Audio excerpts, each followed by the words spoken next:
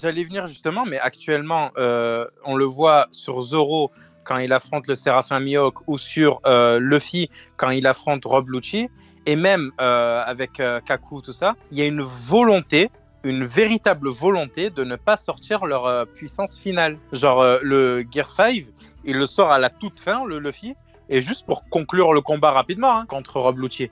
Donc, il y a une véritable volonté de démarrer le combat par étapes, tu vois, donc de tester l'adversaire et de voir les capacités max de la forme qui précède le Gear 5 par exemple, ou qui précède les techniques suprêmes de Zoro. Donc il y a une volonté réellement de se nerf. C'est très bizarre, mais depuis le début de l'arc, on voit ça. Il y a une véritable volonté de se nerf. Je partage ton point de vue, hein. À partir du moment où tu n'as même pas d'utilisation de Haki des Rois, alors que c'est quand même ce qui lui a permis de, dans un premier temps, vraiment bien taper Kaido avant le Gear 5. Voilà, mais en vrai, c'est comme les nerfs. Tu dis nerf, toi? Ouais, nerfer le personnage. Ouais. Bah pour moi, honnêtement, c'est comme pour les...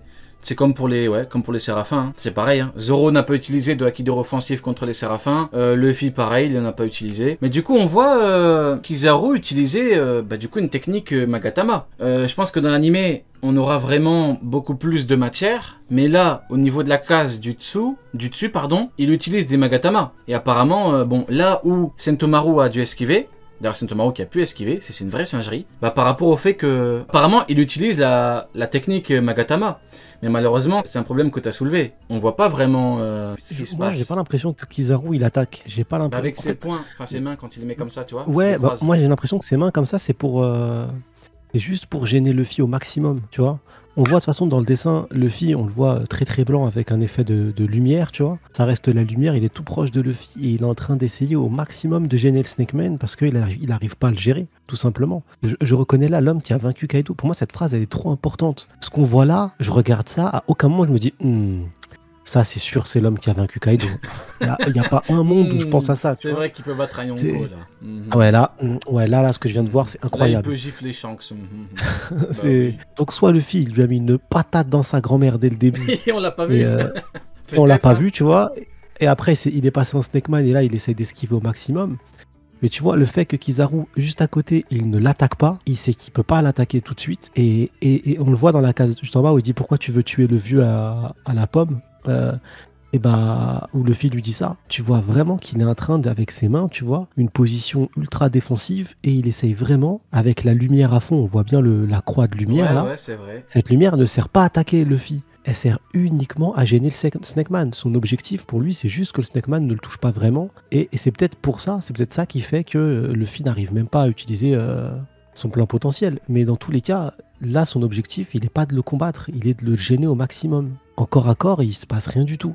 Il se passe rien, alors qu'on l'a déjà vu combattre en corps à corps. Pourquoi il l'attaque pas directement? Il le fait pas. En tout cas, dans ce que nous on a vu, on le voit pas du tout. Ouais, et après, il est obligé de partir au Bangladesh pour l'attaquer. Mais là, tout de suite, à l'instant T, il le fait pas. Et moi, j'ai l'impression que je vois pas d'attaque. Je vois juste une position ultra défensive et l'objectif, c'est de bloquer ou de gêner le Snake Man. C'est le seul truc qu'on peut voir parce qu'on voit rien du tout. Tu vois, c'est ça qui est triste. Ce combat, il est attendu, il est teasé, il est attendu de dingue. Et une fois qu'on l'a, c'est pas terrible, quoi. Bah ouais, écoute, pour l'instant, je suis d'accord avec toi. Hein. C'est vrai que là, il est... en fait, il nous montre ce qu'Oda nous a raconté sur lui. Il est très bon en défense. Par contre, c'est vraiment des gamins dans le chat. Hein. Au KFC, je commande Nerf pièce. Pourtant qu'attaque Nerf. Non, les gars, vous abusez. Je suis sûr, c'est une dinguerie. Sur défensive, lui servent juste à constater la puissance de Luffy. Et ça lui permet de constater que Luffy a apparemment battu Kaido et il reconnaît Luffy sous cette forme, ce qui est extrêmement louche. Voilà pourquoi je parle de stupidité de la part de Kizaru. C'est monstrueux, même dans la traduction, un petit peu, quoi.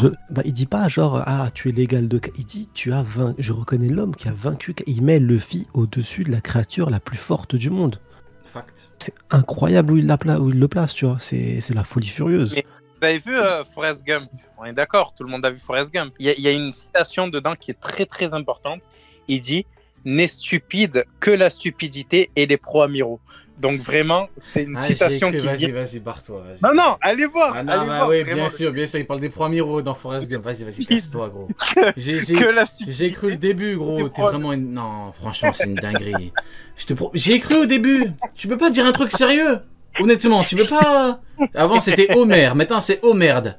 Je vous jure, t'es devenu Homer, gros. C'est incroyable. Homer. Voilà, t'es devenu Homer Simpson, ouais. T'es devenu... Donut. De ce qu'on voit là, parce que Kizaru ne montre rien du tout, parce que c'est important de voir par rapport à ce qu'on voit. Je parle de ce chapitre-là, on verra le prochain chapitre, mais sur ce chapitre-là, qu'on me montre sur cette première page-là, qu'est-ce que Sanji et Zoro ne peut pas faire face à ce Kizaru là, tout de suite, à l'instant T, tu vois? Oui, tu as totalement Là, tout de raison. suite, là, de ce qu'on nous montre, hein, tout de suite, du coup, rien du tout. Comme on nous montre rien du tout, qu'est-ce qui me fait dire là, dans cette cage, ah ça, Sanji, jamais ça passe. Ah ça, Zoro, jamais ça passe. Non, il n'y a rien du tout. Il n'y a vraiment rien. Ça a crié au Ouais, truc vas-y, de vas-y. fou, alors qu'il n'y a absolument rien. Le néant complet. Il Mais- n'y a que dalle sur cette page. Je suis complètement d'accord avec toi. Et le pire, hein, c'est que quand on parle de Kizaru contre Sanji et qu'on dit qu'on attend encore des compétences qui puissent nous permettre de dire que Kizaru, bah du coup, peut gifler Sanji avec plus ou moins de facilité, et bah le pire, c'est qu'on nous dit non, n'importe quoi, Sanji se fait fumer. Mais dans quel monde Kizaru nous montre qu'il peut fumer Sanji? Avez-vous vu la vitesse de Sanji, sa résistance et pire, sa régénération? Le mec se régénère, donc combien même les coups de pied de Kizaru seraient extraordinaires? C'est du Galaxy Impact, mais pour le coup qui aurait de l'impact. Le mec se régénère en fait. Elle est Queen, pas il mal, a fait celle-là. quoi? Queen, il a fait quoi? Il a enroulé. Il a broyé ses os et ses organes. Il s'est régénéré normal. Il a terminé le combat. Vous allez me dire que lui, là, Kizaru, il a des techniques pour gifler Sanji. Ça n'existe pas. Ça n'existe pas, c'est faux. C'est complètement faux. On attend encore des preuves. Donc voilà. Pour le cas de Kizaru qui est devant le Un truc. Snakeman, Je ouais, sais que ça un truc à date ajouter ouais, je sais que ça date d'il y a quelques chapitres.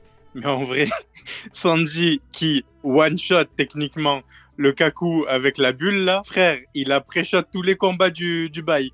Il a dit, toi, tu vas pas me faire perdre des cases, Exactement. mon Je te jure que c'est vrai, gros. Je te promets, là, dis-toi, tu vas pas me faire chier. J'ai pas envie de commencer à te combattre pendant un chapitre sans utiliser Ifrit, tu vois. On va commencer à perdre du temps pour rien. Vas-y, hop, barre-toi. Un coup de pistolet, va te faire foutre. Non, exactement. Sanji, rare.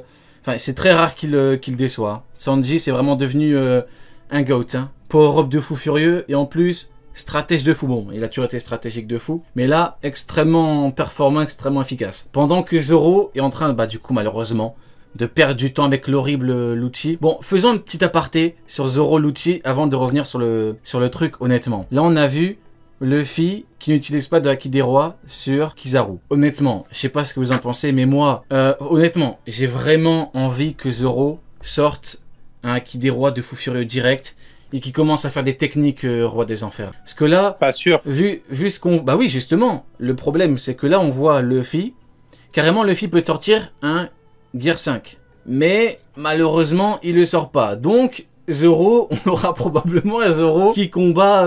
Bon, honnêtement, s'il vous plaît, j'ai vraiment envie qu'il te sorte technique de Roi des Enfers et qu'il le gifle. Vous voyez le moment... Vous savez ce que j'attends? Les incantations de comment dirais-je, de satanistes là. Vous voyez le moment où il commence à faire les 8 montagnes, les 32 océans, les pilules bleues, vertes, jaunes, violets. Vous voyez des phrases de crackhead, vous voyez? Des trucs de crackhead carrément. S'il te plaît, Zoro, s'il te plaît. Sors un truc de fou furieux, découpe-le. On n'en peut plus, gros. C'est bon, stop. On veut bien que Luffy joue avec Kizaru. Pourquoi? Parce que Kizaru, on connaît depuis longtemps.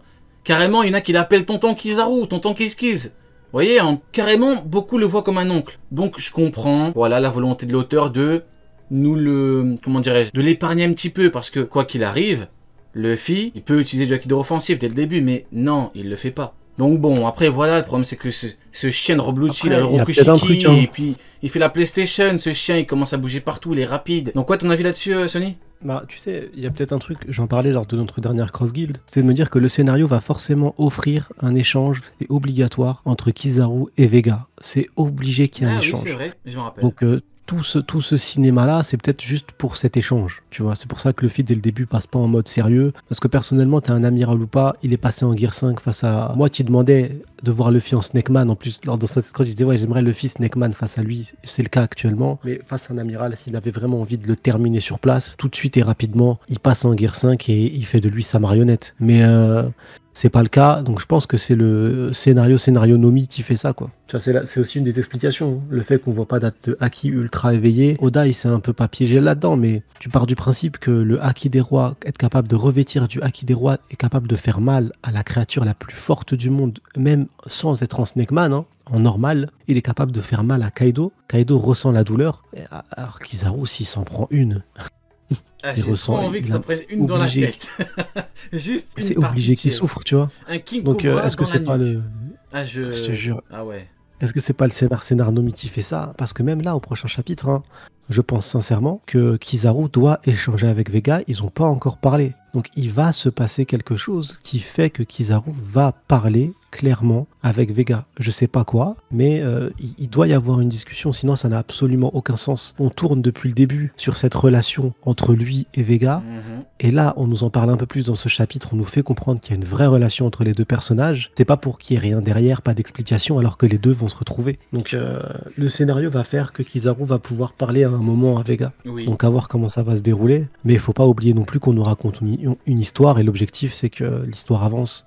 Donc je pense que c'est ça. Et pour Zoro, Lucci, honnêtement, c'est un combat qui, pareil, il me fait rien du tout. Il me fait rien parce que Zoro ne peut pas perdre. Zoro, il a fait une promesse à Luffy, c'est pas pour perdre maintenant. Il a passé Surtout King. contre Lucci, quoi. Et c'est pas pour perdre contre Lucci, ça n'a aucun sens. T'imagines qu'est-ce que ça nous raconte si jamais l'homme qui a vaincu King, le second de Kaido, le dernier des Lunariens, un monstre, il a réussi à le vaincre pour à la fin perdre face à Lucci?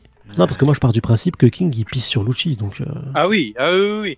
Non, mais même si on part sur l'évolution des Zoan depuis le début de l'histoire, Rob Lucci a été montré comme un boss de son niveau parce que c'était un carnivore. Et qu'est-ce qu'on a juste après? On a les Zoan préhistoriques qui sont encore au-dessus des carnivores. Et Zoro, il a affronté quoi? Il n'a pas affronté un humain avec des stats de base d'humain. Il a affronté un Lunaria avec non seulement un Zoan préhistorique, mais en plus un Zoan de dinosaure et carnivore. Donc du coup, ces stats de base, avant de parler de haki, de technique, tout ça, hein, ces stats de base sont largement supérieurs en mode éveil que les stats de base de Rob Lucci en mode éveil. Donc, techniquement, il n'y a même pas besoin de parler de grade, de je sais pas quoi. De base, le défi que représente King est un défi bien plus difficile que ce que représente Rob Lucci. Pour moi, le seul truc qui peut sauver Lucci, c'est le Rokushiki. Hein. C'est le fait que le mec, il aime la PlayStation, il aime bouger vite, et il bouge effectivement vite. Et comme l'a dit Clown de Fukuro, d'ailleurs que tu kiffes avec son petit flow, avec ses petites lunettes, là, masterclass de Fukuro, nouveau flow,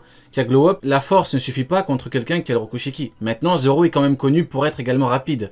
Zoro, c'est un bourrin, certes. Ses power-ups, c'est des power-ups de bourrin. C'est pas complet comme Sanji, mais il est quand même rapide. Donc, bon, reste à voir ce que l'auteur nous réserve là-dessus, mais bon. Le problème, c'est que le Rokushiki, on l'a vu récemment sur un Wuzu qui s'est fait one-shot. Oui, une fois qu'il a pu le choper. Une fois qu'il a chopé, mais au début du combat, c'était compliqué.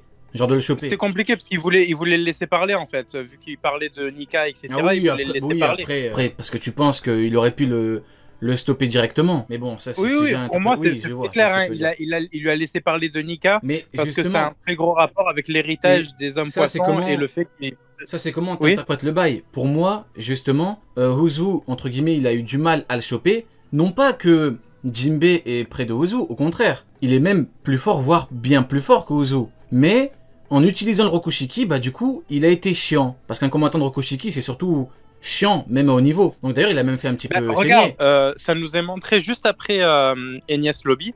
On a Kobe et Hermep qui utilisent les 6 pouvoirs et ils se font OS en termes de vitesse par Luffy et Zoro. Donc en vrai, c'est pas si surprenant que ça le Soru, tu vois. Donc techniquement, même s'il utilise...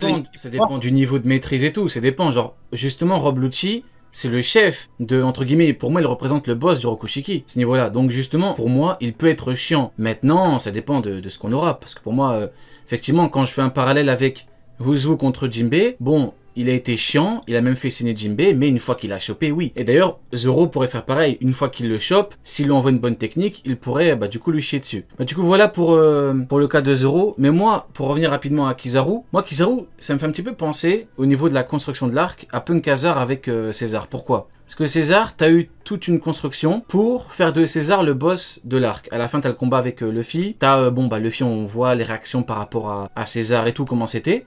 César, il a même pu, du coup, gifler des mecs beaucoup plus forts en utilisant son fruit. Alors que dans l'arc de Dressrosa, il a un nouveau statut. C'est une merde.